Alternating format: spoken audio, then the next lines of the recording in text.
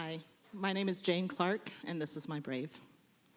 So there's a Native American principle that every choice you make can affect 7 generations. That's a lot of responsibility, right? So let's think it's just our big choices. I can tell you that at least 5 generations of my family have suffered with mental illness.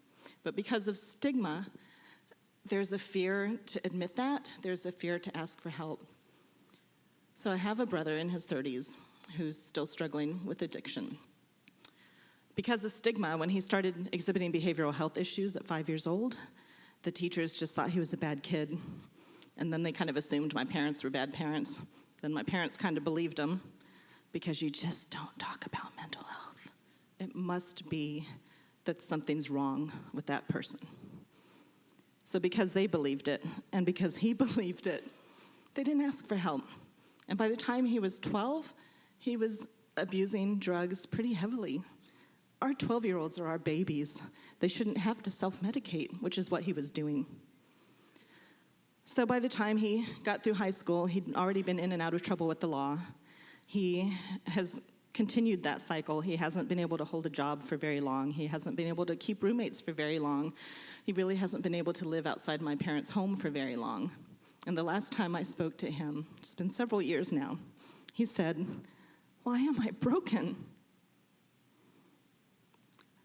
So fast forward. Now I'm a mom. I have a kid of my own who at 5 years old is starting to exhibit behavioral health issues. The difference is, yeah, we still have stigma in our society, but I didn't care. I knew I had a good kid.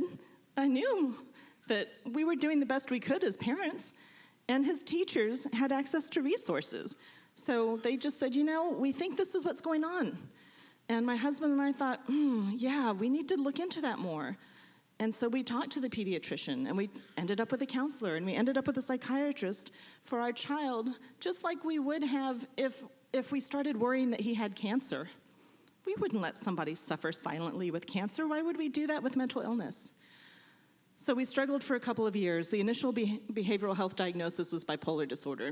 And if you know anything about that, they don't usually diagnose children with that. It's pretty serious to hear that about your child, and that should give you an indication of what we were living with. After a couple more years of this system of care, this family and circle of friends that were working with us and our child and our family to just keep working till we could find a solution, we did. We ended up with the right doctor. And the right doctor meant the right diagnosis. And the day that we got that right diagnosis, the doctor was awesome. First of all, he just said, "You know what, Grant?